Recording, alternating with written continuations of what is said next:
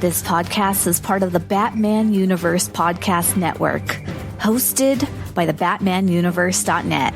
Check out everything related to Batman and the entire Bat family at the BatmanUniverse.net, including news and original content related to comics, movies, television, merchandise, video games, and more. Also, check out some of the other unique podcasts that TBU has to offer. Consider supporting this podcast by becoming a patron on Patreon. Even $1 can go a long way in supporting this content that you enjoy. Look for a link over at the BatmanUniverse.net to offer your support now. And now, on with the show. In 2008, a podcast was created with one goal: to bring Bat fans around the world news related to movies, comics, video games, television, merchandise, and so much more. And now, the Batman Universe Podcast has returned. Hello everyone and welcome to the latest episode of the TVU Podcast. I'm Dustin and Scott and BJ are here with me, and this week we are back to covering some news. We have some different things to cover. If you listened to the last episode, I promised you that we would be back this week with some news, and we have some news. Specifically, we're going to talk about some of the developments from New York Comic Con. We're also going to be talking about some articles that have popped up specifically regarding the Penguin TV series with Collin Farrell, and also there was a report just came out today talking about even potentially a bigger expansion of the Batman universe, specifically the Batman, not us, the Batman universe. So just have to make sure I point that out. But that said, there's a lot of different things to talk about. And then the big topic, which you probably saw from the episode title, is that we're going to be talking about the first episode of Batwheels, which premiered on Batman Day on HBO Max and Cartoon Network. So the first episode is released. I've got plenty to talk about with that, and also some ideas as to how and why they did the debut the way they did, but we'll get to that a little bit later. But first off, while some of this might be old news to some of you because New York Comic Con is about 2 weeks removed from the time you're listening to this, there is some stuff to talk about related to the future of DC Comics, and then a little bit of media stuff as well. So starting off with the media stuff, the first trailer for the new season of Titans released, featuring Nightwing, Tim Drake holding a bow staff, but not a Robin costume yet. And then there's some typical Teen Titans villains that are showing up that have very little to do necessarily with the Batman universe, but Nightwing is still present in that show and we still keep an eye on it. So what did you guys think of the trailer? So I'm a Titans fan. I know that the show they have their moments where they get a little goofy. It's probably, maybe the season's probably 2 or 3 episodes too long, so they have to string out some drama. But I love Brenton Thwaites, I think is his name. He plays Nightwing. He's very good. I'm excited to probably will wait till the end of the season to see Tim Drake in a Robin costume. But I enjoy seeing the Titans in live action. They're one of my favorite teams. Nightwing's my favorite character, so I enjoy seeing that. Yeah, I'm not like a Titans person. It's kind of something that never really flies on my radar. I think the original trailer for the first season rubbed me wrong, so I've never, I tried watching an episode or two and that was it. I was so, they can add as much stuff as they want. I probably won't, really visit it too much. So yeah, there was a couple of things that rubbed me the wrong way with the series in the first place. The way the first season ended so very abruptly and in some strange cliffhanger that was conveniently resolved in the very first episode of the second season. That was something that I wasn't a huge fan of. And then obviously the portrayal of Batman in the series itself is not exactly my cup of tea, but I can understand that there are fans, and if you're not looking at it for a Batman specific show, it has its moments, just like any of the other DC shows, as well as the Arrowverse shows that have existed. But there's good things and there's bad things, in my opinion. I will be completely honest. I haven't actually watched since the beginning of season 2. It's on my list of stuff to watch. I just haven't gotten around to it. No specific reason, and maybe it'll be a reason to pick it up here in the near future if we cover the show here on the podcast. But for the time being, I saw the trailer and it looked interesting. I mean, there's still that element of it still feels like they have a slightly better budget than the Arrowverse shows. So there are some qualities that come across as a little bit better, but it still feels like it's the same type of writing as the Arrowverse shows, where it's not exactly top tier television. Yeah, they always do some weird, goofy twist that it's totally out of left field and never makes any sense. Like last season I thought it was pretty good. It was essentially just like a Gotham season. Like the whole team was in Gotham for the most part, and there was a lot of good Barbara Gordon stuff. So I enjoyed last season. The Batman stuff, I agree. He's not. I forget the actor's name. He was from Game of Thrones, and you look at him and doesn't look like Bruce Wayne at all. But he's very short. He looks like he's 5'8", so can't picture. They'll never put him in a suit. That's for sure. But. I just know him as Ser Jorah. So. Yeah. I keep waiting for a Targaryen to follow him, but never happens. But yeah, so that was the biggest media stuff. They premiered the new Super Sons film there, and that's going to be coming out here very soon. But outside of that, there wasn't really any major media related to Batman that had any sort of announcements or trailers or anything like that. Outside of Titans, other DC properties, Doom Patrol had a trailer released as well, but that was about it. They're kind of in a very strange spot right now because they're already in the midst of releasing Harley Quinn, so they can't really have a whole lot of stuff related to Harley Quinn. Although there was, I don't know if this happened at New York Comic Con or if it just happened in the news around the time, but I know just in the last couple of weeks they announced that there was going to be a Harley Quinn animated series special for Valentine's Day coming out next year. Obviously still within the animated series universe and taking place probably after the current season that's currently airing on HBO Max, but I'm assuming it's like a special kind of after the fact. So we'll see what happens with that. That is another show that we will try to be covering here in as the days get colder. I'll say there will be more television to be watched, and we might be starting to cover some of these shows that we haven't talked a lot about, but we really probably should, just because they are some of the current stuff, especially the Harley Quinn series is one of the few main Batman series that are out there right now.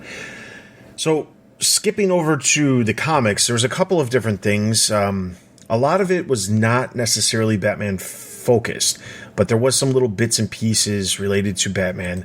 The first one is that there was a new title announced called Multiversity: Harley Screws Up the DCU. This is going to be written by Frank Tureri with art by Logan Fairbairn. I'm sure I'm pronouncing that wrong, like I do everybody else's names, but that's going to be coming out in March 2023.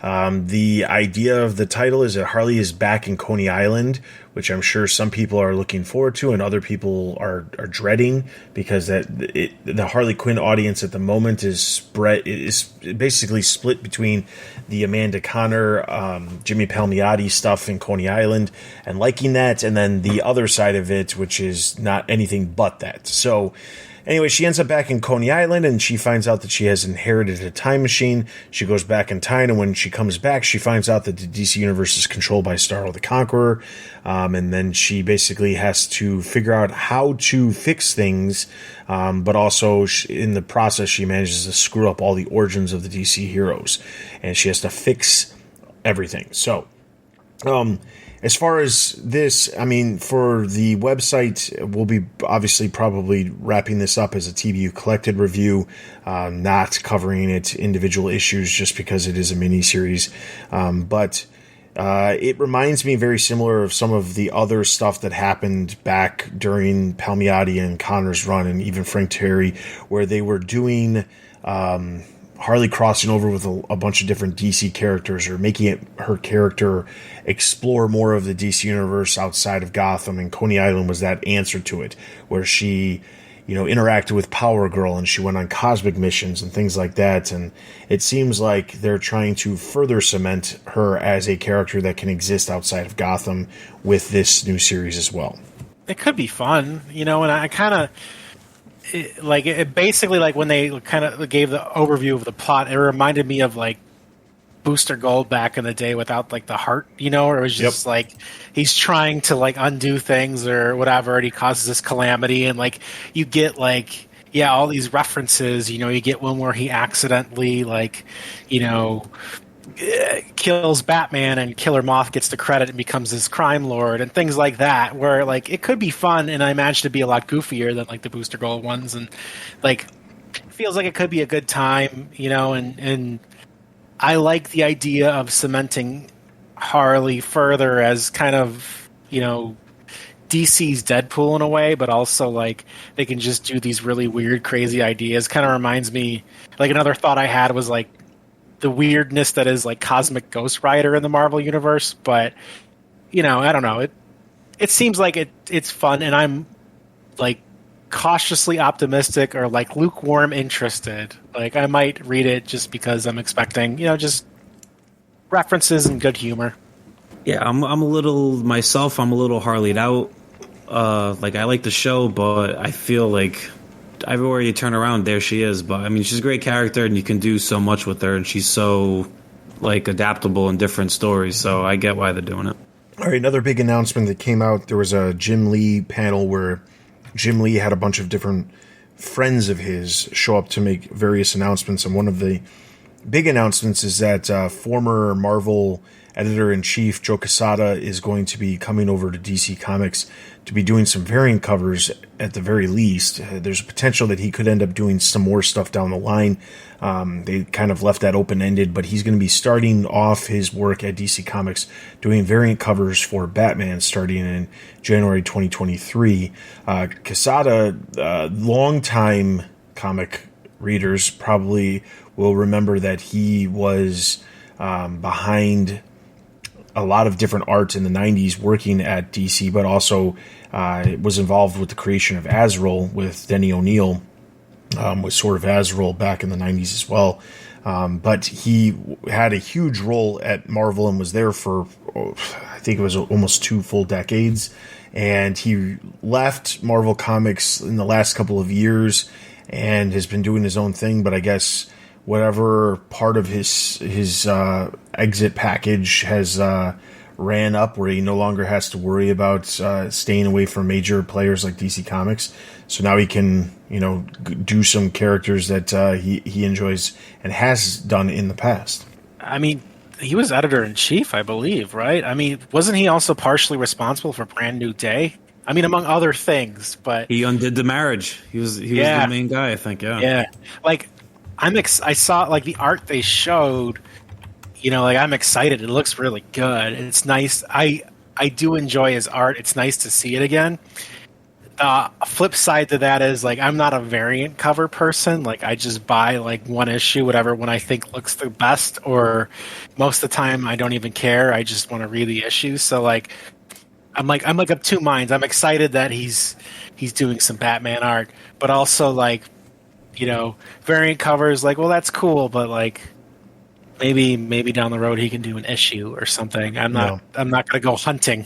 Yeah, I have that the book he did with Denny O'Neil, The Sword of Azrael. I have that book, but I haven't read it, so this is probably going to have to read that soon. Going to motivate me to read that. But I saw that one image that they released, and his bat looked very like Dark Knight Returns, Frank Miller-esque, kind of like a short ears and big symbol. Yeah, it definitely doesn't seem like it has anything to do with the current run that Chip Zdarsky has anything to do with. It just feels like, hey, we're doing some awesome Batman art, and this is where we're going to showcase it. Name drop.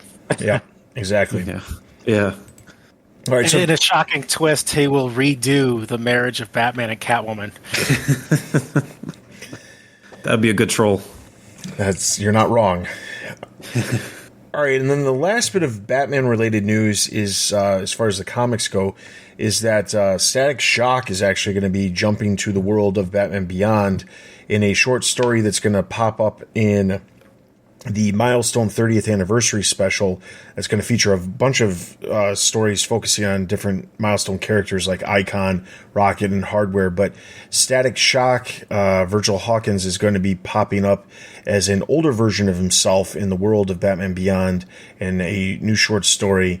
And that was kind of cool because it's almost like the idea of another character and what happens to them in the future kind of situation, because Batman somehow, or at least Batman Beyond, that universe somehow propels characters to showcase what could happen to them, because that character continues to, or I should say that version of the character of Batman Beyond continues to exist within comics.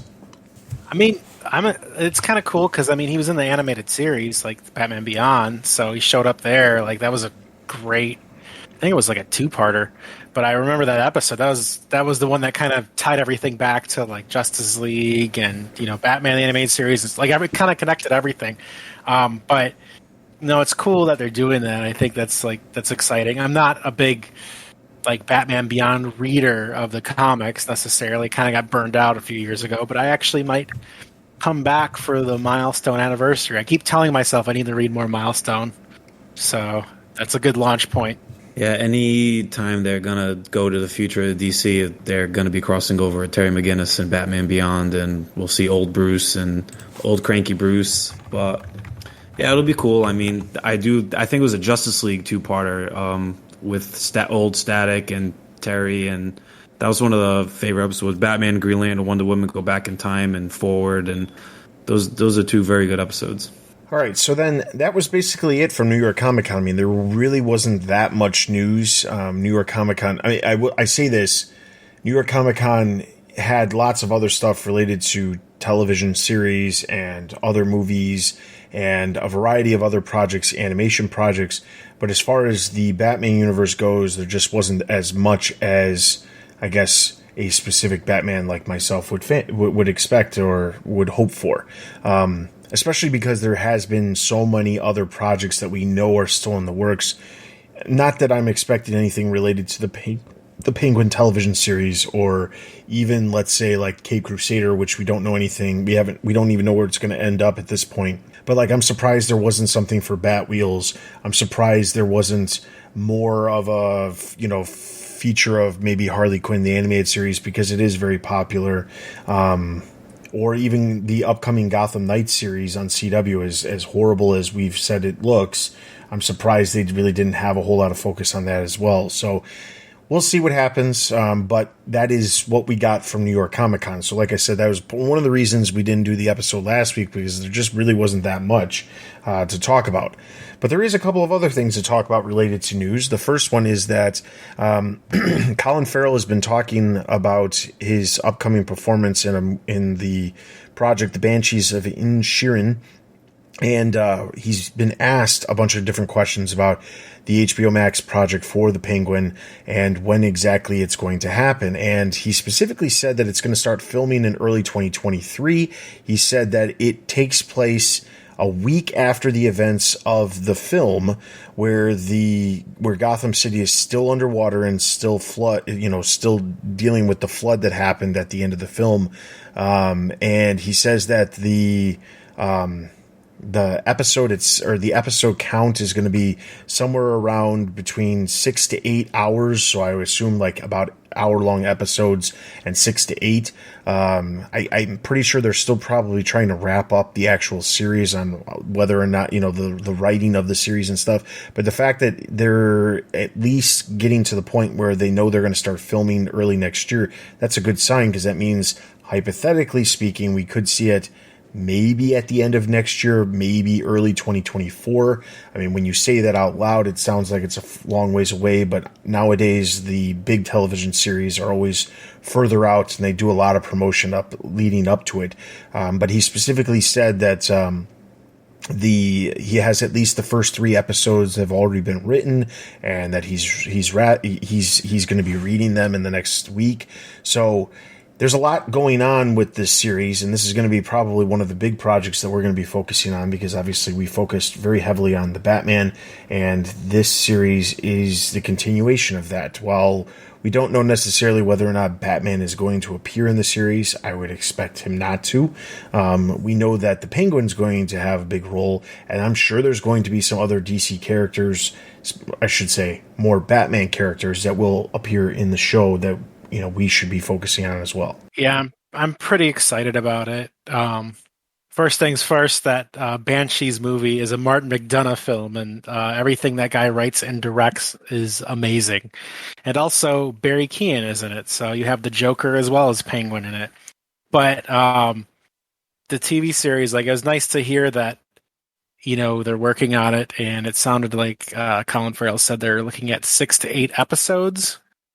So that's exciting. And then he named dropped the person who is show running it, Lauren LaFranc, and writing it as well. And I did look at her background, and she's done quite a bit, but she also worked on Chuck, which I enjoyed, among Agents of S.H.I.E.L.D. and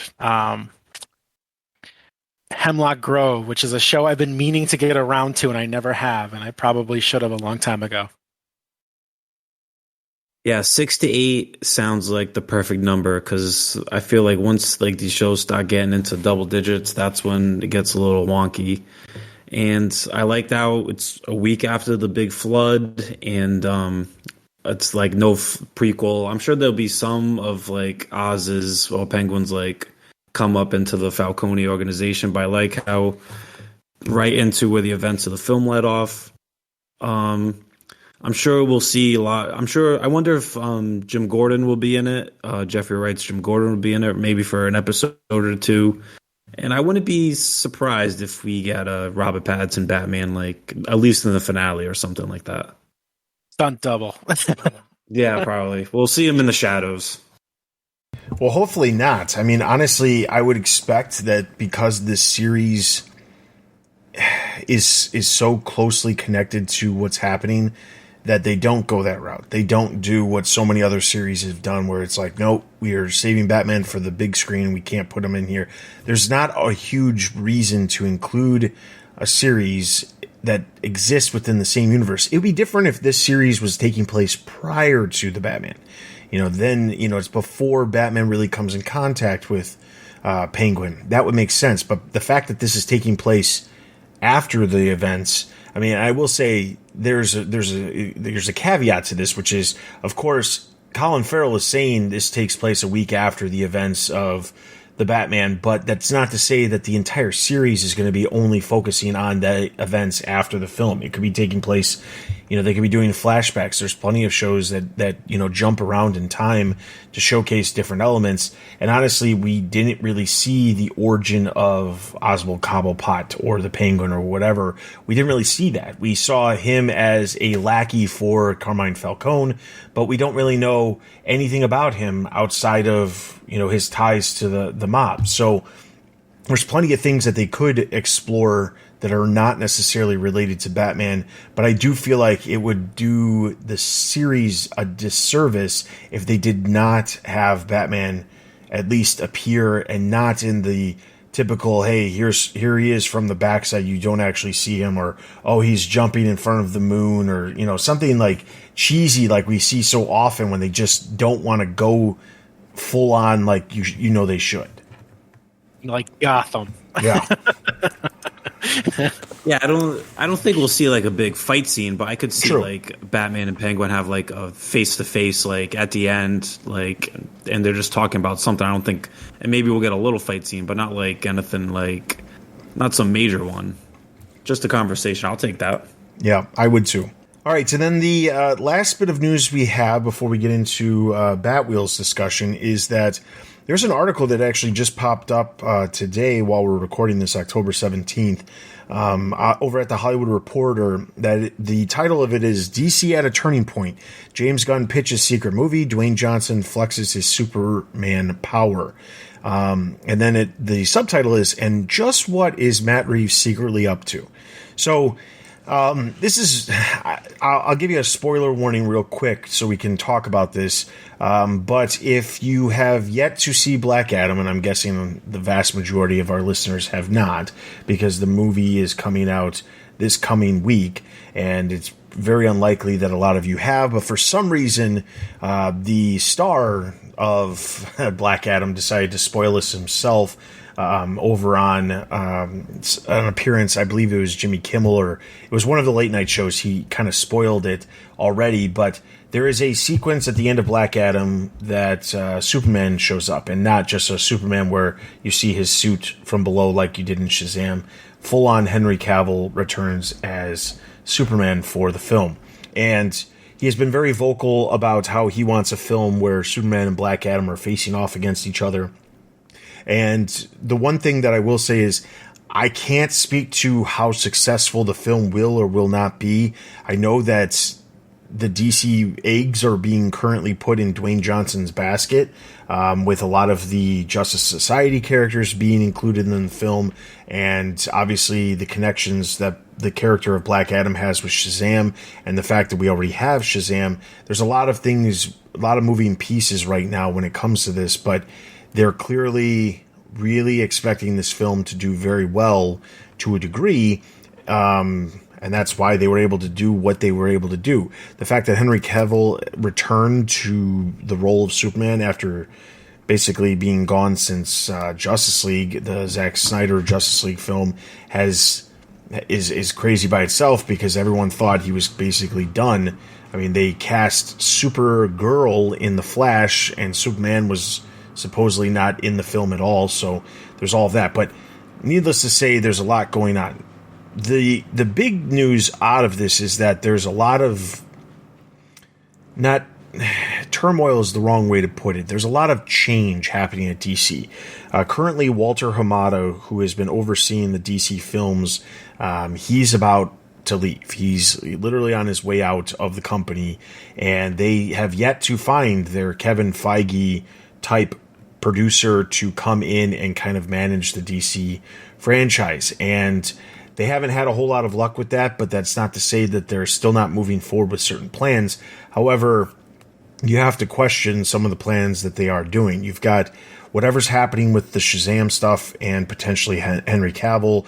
You've got James Gunn, who did Suicide Squad, did Peacemaker. We know is coming back to do more Peacemaker. And he has also said on multiple occasions online that he has at least 2 other DC projects that he is interested in. He's been pitching to work on. Then you've got everything that's going on with Matt Reeves with the Batman and the Penguin series. You've got there's the other side of it with the Todd Phillips Joker film. There's all kinds of little things all over the place, and very few of them are connected in any way, shape, or form. And it's surprising because what seems to be currently happening is the exact opposite of what you would expect based off of everything that's been said by the leadership within Warner Brothers Discovery. I mean, we're back again with DC, and question marks at the top, and they're back to being, thank God my Patriots beat the Cleveland Browns, because that would Browns are back running DC films. But I guess I'm excited. I'm really pumped for Black Adam. All right, I'm excited for that. I'm going to see that opening weekend. With Cavill, I'm excited for Cavill. I think he's a good Superman. I think he looks exactly like Superman. James Gunn, I hope they let James Gunn do whatever he wants, because I think he kind of hasn't had a miss like in the comic book movie realm. And Matt Reeves, I know it talked about Matt Reeves. He's planning like expanding the Batman universe with like villain films, and I think I kind of hope that's not true. I don't need any more villain films. I'm not a big fan of the Joker movie. I'll see the sequel, but I don't want any origin villain films. I don't know. It's hard because I want to get excited. I want to get excited about the Black Adam Superman thing, because I my first thought too is that animated film that came out with like several years ago. I think it was only like 45 minutes, but that was one of my favorite DC animated films. Where it was Superman, Captain Marvel, and Black Adam, and I kind of hope it would be a vehicle like that where, yeah, Black Adam's fighting Superman, but like get Shazam in there too. But he's an afterthought. They don't even. The Rock doesn't even talk about him. yeah, 2 small peanuts for The Rock, Yeah. But I don't know. It's just like I am excited at that prospect, and like I love the Justice Society, so I'm probably way more pumped than I should be for Black Adam, just because it's like Justice Society's like I love that team. I love the Jeff Johns stories around those characters. Like I am all on board, and I never thought I'd see Dr. Fate and Atom Smasher like in a film either. So that was other thing fueling it. So like I want to get excited for these things, and and like the villain films, like yeah, I'm kind of with you on that. I think Joker kind of soured it for me. I was just like, I don't know if I want more of this. I know it made like $1 billion, and we'll probably get it. Like Jonathan Crane dealing with some like low level issue and whatever, and we're just gonna follow that around, but I don't know. We'll see. Hopefully we can all come back in a week or so and talk about how great Black Adam is, and everything will be full steam ahead, and it's not a bunch of empty promises like we've had so many times before, that movies will get released and we'll have a whole universe being built, maybe. Yeah, maybe is the key word, because as we've brought up multiple times, there's this window that is going to slowly close, where if they don't start doing something, and I say this knowing full well that maybe they go the route of next year, all the remaining DC films that we know already exist, the Shazam, the Flash, and Aquaman, those films release next year, and maybe 2024 there is literally nothing. Maybe Blue Beetle, but I hate to say this, but I just don't see Blue Beetle being like a huge project for DC. I mean, it could have been a project for the way they intended on it initially, with it being on HBO Max, but I just don't know that film, especially if it's the only film in 2024, I don't know that it's really going to do what they really are wanting to happen with DC. However, they could fill in the blanks by having the Penguin series at the beginning of the year, and having Peacemaker season 2 at the end of the year, and having like these big projects that are, on the TV side of it, that are still involving the characters from the movie franchises. But I have a concern with the necessity of having so many different people pulling different parts and doing it. There was a brief mention of J.J. Abrams still in the mix, and he still is, because he still has this deal with Warner Brothers where he's supposed to be creating content. He hasn't done a whole lot of anything with this deal, and it could end up becoming one of the richest things that he's ever done to produce the least amount of content. But because a lot of the DC projects that he was working on are no longer happening either. So to say, in the very least, that the future is very questionable is probably a very big understatement. I mean, we don't know anything about what's going on. We hear all kinds of different things about this happening and that happening and this happening.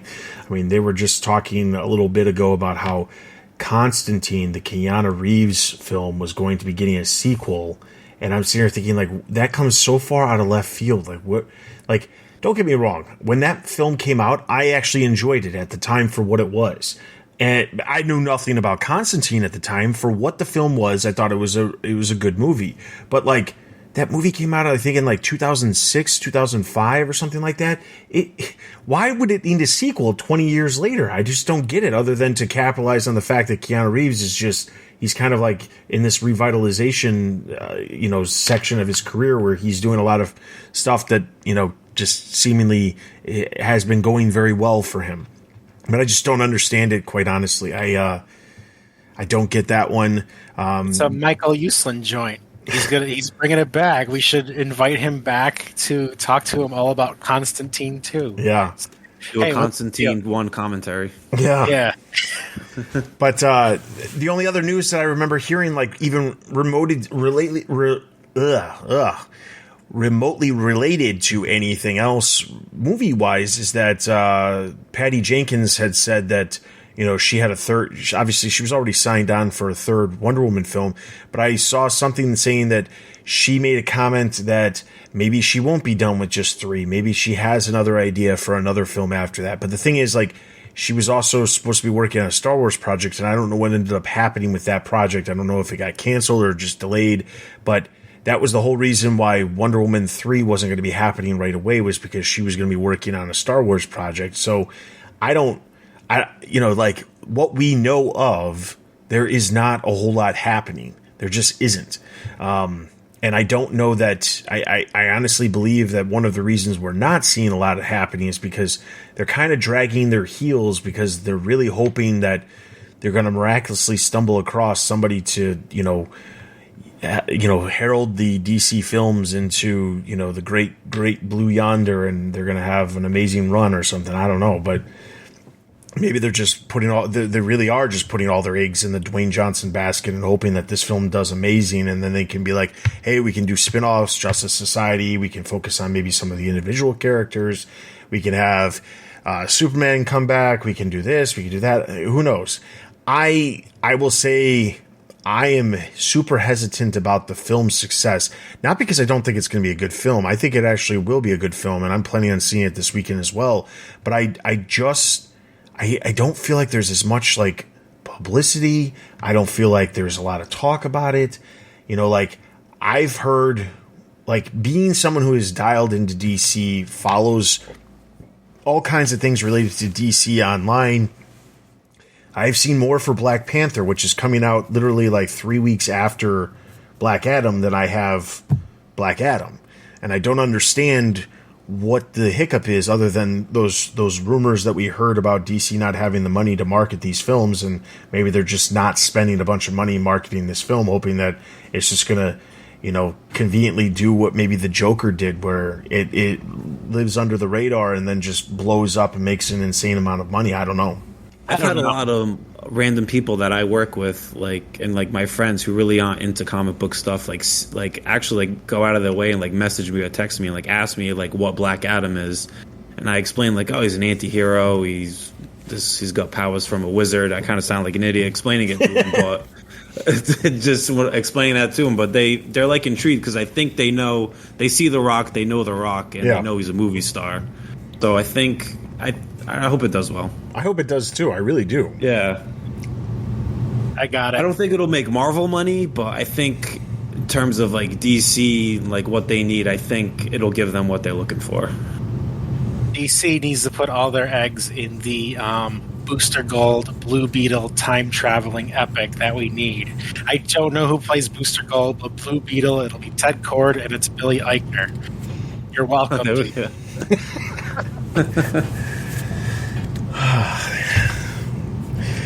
The one part of this article that came out that was kind of interesting, that is a sort of a development when it comes to the Batman universe, is that there's a quick paragraph talking about Matt Reeves and what he's planning on doing right now. And I'm just going to read it verbatim so that way it doesn't get lost in translation. But it says, meanwhile in Gotham City, filmmaker Reeves is quietly making his own expansion plans.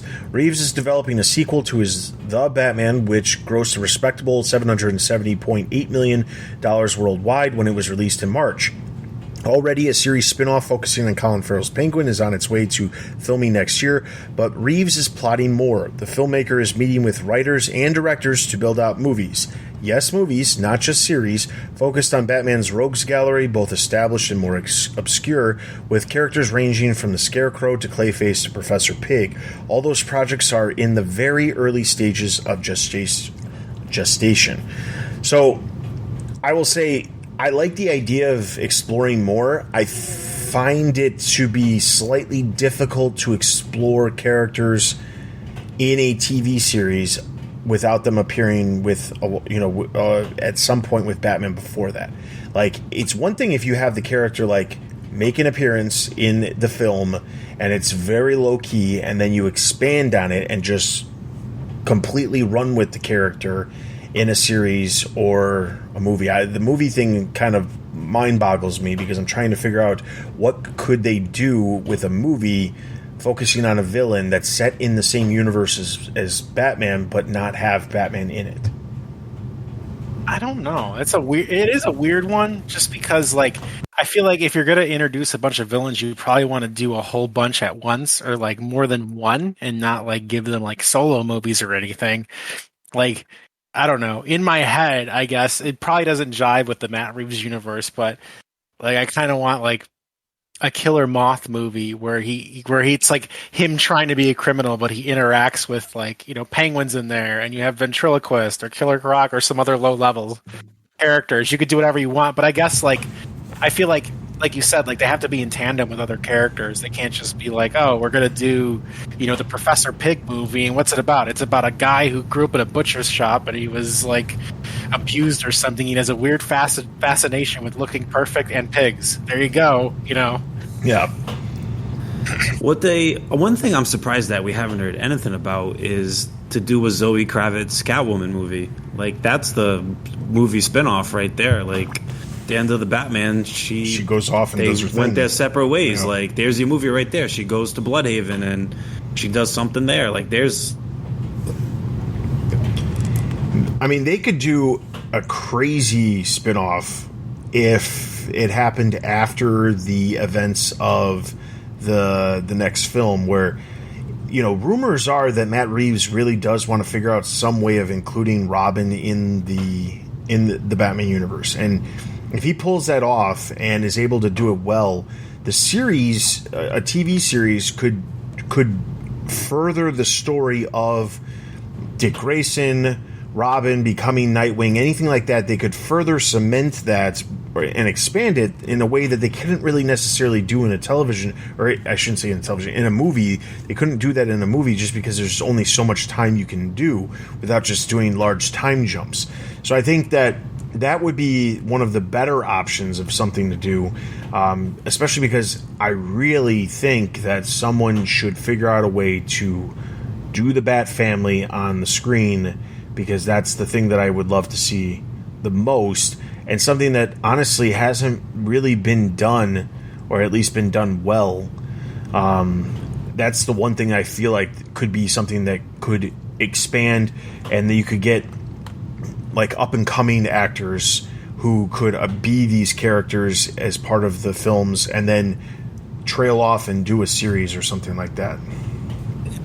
Like kind of what you're describing, I could kind of see like these interconnected either shows or lower level movies or whatever, where it is like it's really a Jason Todd movie or a Dick Grayson movie or a Barbara Gordon movie, and then like, you know, like the Dick Grayson one would deal with like Haley Circus, and Jason Todd would, you know, deal with, you know, orphans, you know, involved in crime, and then you could insert like lower level villains into those atmospheres. Like obviously you'll have like Boss Zuko or something for Dick Grayson, but there's probably other villains that aren't going to be used in any large capacity. You could kind of attach to that, you know, and same with Jason Todd, just have him have some kind of like beef with some other villain that, you know, isn't big enough to like deal with Batman, but you know, who knows? Like, it's a good vehicle to throw Film Freak somewhere.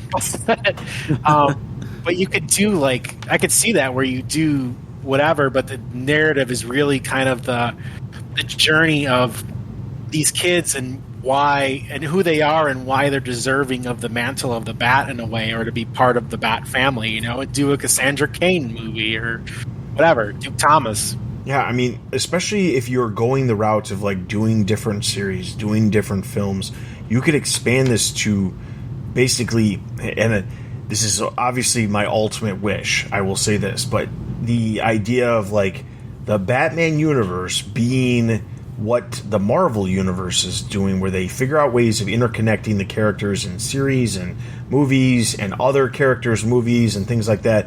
I would love to see that with the Batman universe, and I feel like out of everything that DC has, in my opinion, the Batman universe is obviously the group that's going to have the most hero characters that are so closely related, and has such a wide degree of the amount of villains and the types of villains that they could use. There's all kinds of different things they could do.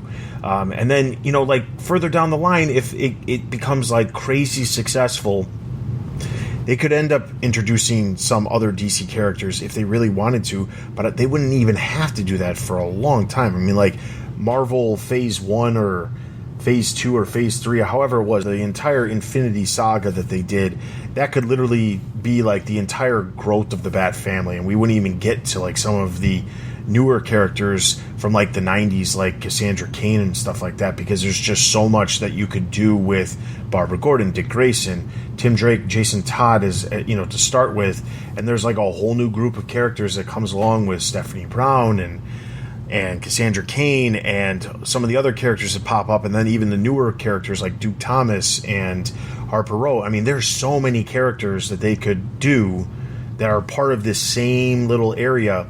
It's like the idea of like how a lot of Marvel comics take place in New York City, and you think to yourself, there's so many heroes based in that one city, but Gotham's the exact same way. The difference is that the characters in Marvel, most of them have powers, and the DC superheroes, specifically in Gotham, don't have superpowers. So I think there's a lot of things that can be done, and like talking about this gets me really pumped for what could be, but then I get overly pumped and then get disappointed when we get whatever we get. Well, that's life as a fan. It's true.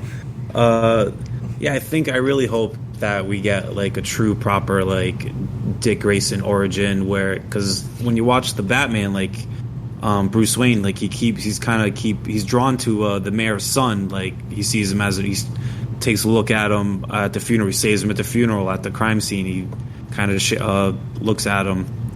So I think you could see that. He goes to Batman 2 opens up. He goes to the circus, sees the Flying Graysons die, and he's drawn to Dick Grayson and takes him under his wing. There you go. There's the whole movie right there. There you go, Matt Reeves. There's a free one. And like, I feel like down the road, like I would love to see it where like, you have a Jason Todd film where it's from his perspective, and it's literally about this like, boy like growing up. He starts off as a thief, and like he doesn't have a family, and he finds a family, but there's all this pressure, and it like the whole thing culminates in his death. Eventually, like that's where it ends. Like the film is it's a tragedy, basically, but strictly from Jason Todd's perspective, in becoming Robin and then dying. This is what I thought we were going to get with Affleck, like the older Batman. I thought we were going to have a Nightwing. There's already a dead Robin. This is everything I thought we were going to get, but obviously we didn't. Yeah. It's a shame because who knows what could have happened. I feel like at some point in the future we're going to eventually see that script that was supposed to be, the Ben Affleck Deathstroke film, because it's bound to at some point, things always make their way online. I mean, the Batman Triumphant story has been talked about multiple times, and there's so many other projects that have, come out that could have been, but we'll see what happens. I just hope for the best and expect the worst. So, all right. So our main topic, which it might not actually end up being our main topic because we've spent a bunch of time talking about our hopes for DC, as we always do.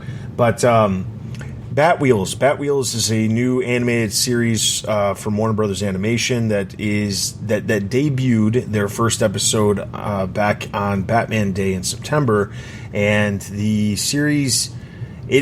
I will say this, going into it, you have to know that it's not geared towards adults. It's not even geared towards kids. It's geared towards preschoolers. This is a specific preschool series that's part of the new Cartoonito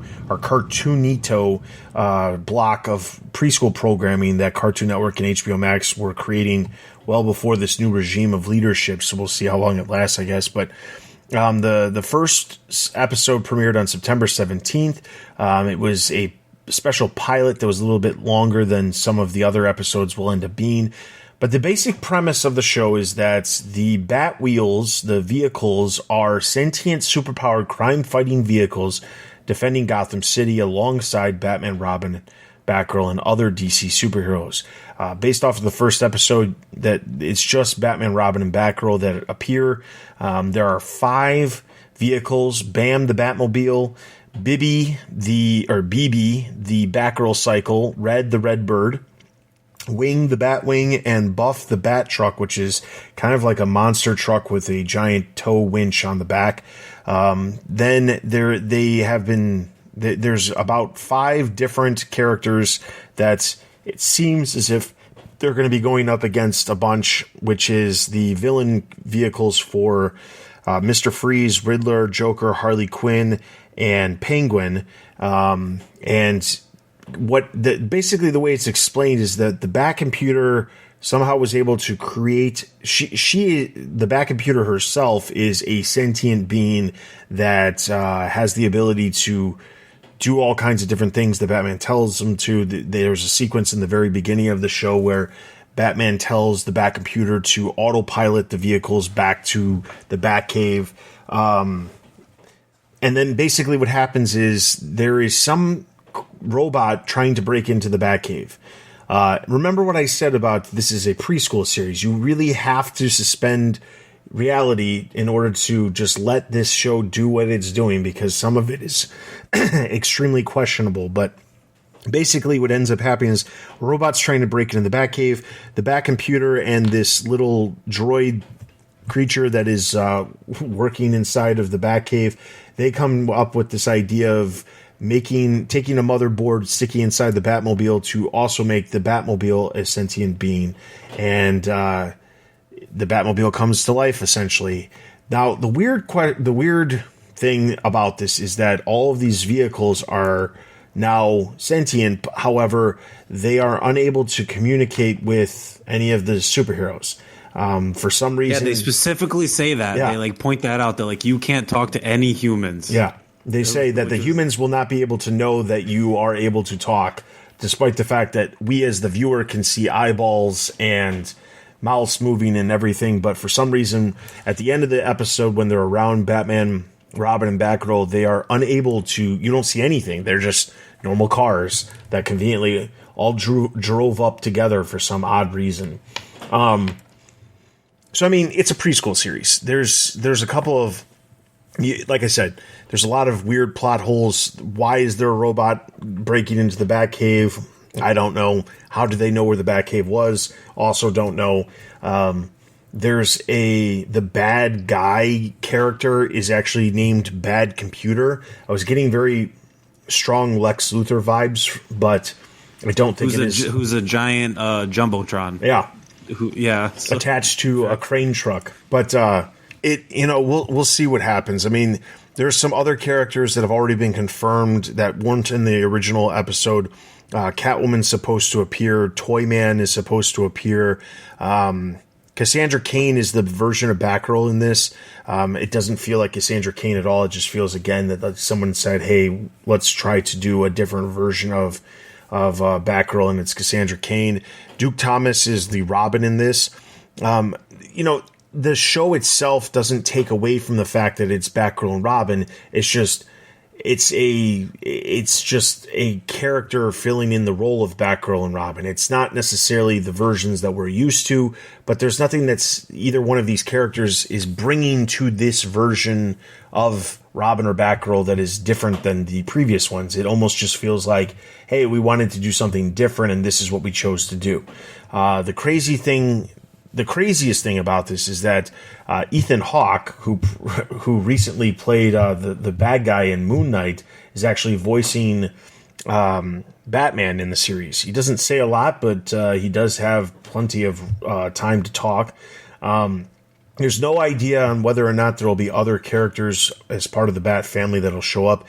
Nobody's been confirmed at this point outside of the Robin, Batgirl, and Batman. Alfred is nowhere to be found, which was also a little bit odd. I'm not sure exactly when this is supposed to be taking place, but again, I'm not sure that it really makes a difference, because what they're gearing the show towards is just something cool to have happen with this. And I literally, as I'm watching this first episode, I keep thinking to myself, how long is it going to take before we see all 5 cars with toys on the shelves and the villain cars? Because they are clearly created with the idea of how can we make these toys, which is not a bad thing. I'm not saying it's a bad thing. I think it'll be cool, and it'll put more Batman toys on the shelves, which is always a great thing. But it is very interesting that they have certain things. They clearly focus on each of the Batwheel characters. They say, the BB, the Batgirl cycle. You are a daredevil. You are great at doing that. Batman, you have, or